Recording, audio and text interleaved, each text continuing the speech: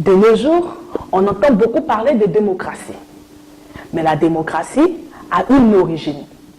D'où est-ce qu'elle vient? C'est ce que nous allons voir aujourd'hui à travers cette leçon, la démocratie athénienne. L'objectif sera de te montrer l'apport de la démocratie athénienne au monde d'aujourd'hui. Qu'est-ce que la démocratie? La démocratie, c'est le gouvernement du peuple, par le peuple et pour le peuple. La démocratie athénienne, donc, c'est un régime politique mis en place par la cité d'Athènes dans la Grèce antique et dans lequel le pouvoir appartient au peuple. La chose que tu dois savoir, c'est que la démocratie à Athènes n'a pas été un hasard. Elle a été le fruit d'un processus. Alors, comment est-on arrivé à la démocratie à Athènes? Dans l'Antiquité, Athènes a d'abord vécu sous la forme de gouvernement qu'on appelait l'obligarchie. L'obligarchie qui est une forme de gouvernement dans lequel le pouvoir appartient à un groupe de personnes. À Athènes, le pouvoir appartenait au roi et à l'aristocratie. Mais cette manière de gouverner déplut au peuple qui va aider un noble nommé Pisistrate à prendre le pouvoir en 560. En 560 donc, Pisistrate prend le pouvoir. Celui-ci va instaurer le pouvoir de la tyrannie. La tyrannie, qui est une forme de gouvernement dans lequel le pouvoir appartient à celui qui a pris le pouvoir par la force et qui gouverne seul.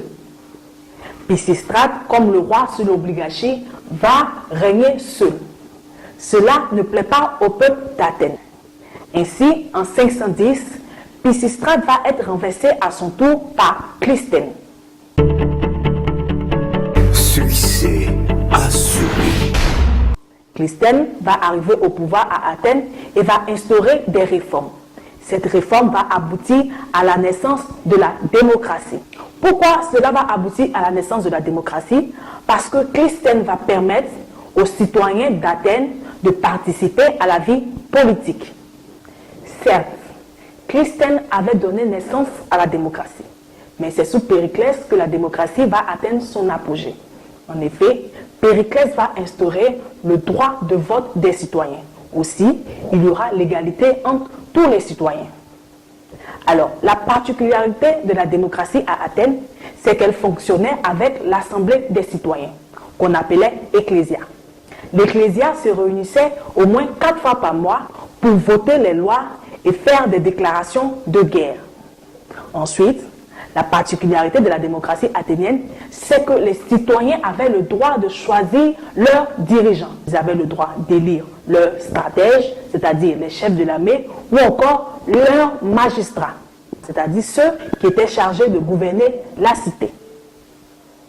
Voilà, tu sais un peu comment fonctionnait la démocratie à Athènes. Alors, qu'est-ce que la démocratie athénienne a apporté au monde d'aujourd'hui?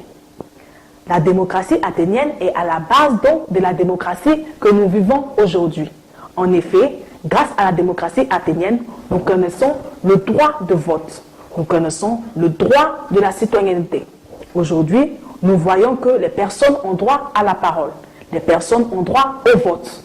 C'est ce que la démocratie athénienne a apporté de plus ou a apporté de très important au monde d'aujourd'hui. Cependant, note cette chose.